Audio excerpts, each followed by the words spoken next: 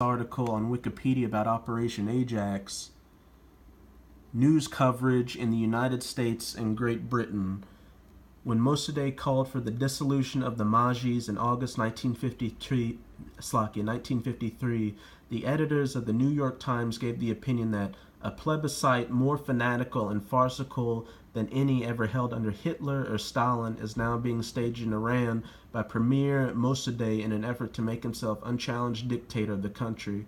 And how many times have you heard in the mainstream news that Vladimir Putin is like Hitler? How he took over Crimea was similar to how Hitler took over Poland during World War II. It's the same thing. They followed the same playbook all the time, just like back in Habakkuk 3 and 4, the mistress of witchcrafts that self nations through her whoredoms. So let's get back here. They say kind of the same thing here, but for edification of this video, the British government used in the BBC's Persian services. Now, the BBC is where I even got this first article from to start it off with. Get back there. All right. I'm gonna restart. The British government's used the BBC's Persian service for advancing the propaganda against Mossadegh. Anti-Mossadegh materials were repeatedly aired on the radio and channels to the extent that Iranian staff at the BBC Persian radio went on strike to protest the move. The documentary Cinematograph aired on 18th August 2011 on the anniversary of the coup. In it, the BBC admitted for the first time that the role of the BBC Persian radio as the propaganda arm of the British government in Iran. The Cinematograph narrator said the British government used the BBC Persian radio for advancing the propaganda against Mossadegh, and anti-Mossadegh material were repeatedly aired on the radio channel to the extent that Iranian staff at the BBC Persian radio went on strike to protest the move. All right. And like I said earlier, with the reporting of the refugee crisis and even all other kind of stuff you hear in the news, which anybody who's new to this truth, that's more for you, because I know a lot of the brothers who've been in this truth for a while, they know this stuff.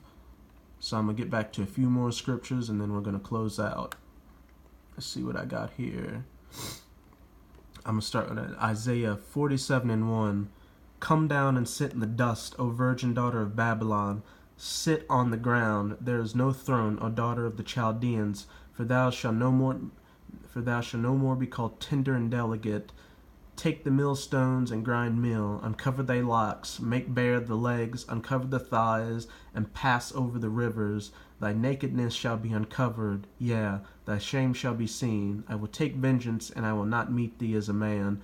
So as you can see, this is Yahushua speaking in here, but when it says thy nakedness shall be uncovered and thy shame shall be seen, it's, as you can see, go back to the top.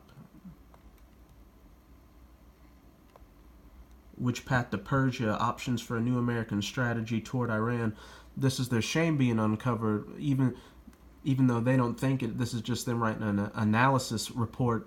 They're speaking on themselves, because that's how proud this man is on his wine, and he's stout with arrogance. Back in, where is it at? Back in Habakkuk 2 and 5, because he transgresseth by wine, and he is a proud man. And I'm going to end it off with Jeremiah 13 and 23 for any naysayers out here who think, oh, I'm just making a conspiracy or anything.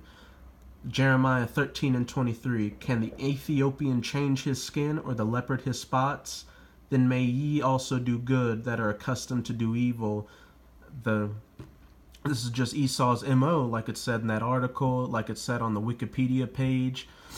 It's just, if you know where to look, you'll see that's just the way he does things. And I'm going to recommend again Confessions of an Economic Hitman by Jonathan Perkins, to see that they did this during Vietnam and Indonesia. in all kind of countries, South America specifically, which a lot of that book talks about, and then even Iraq and Afghanistan. So I'm going to end the video on that note, and I hope you brothers were edified. And I'm going to say shalom. Shalom, Salakia.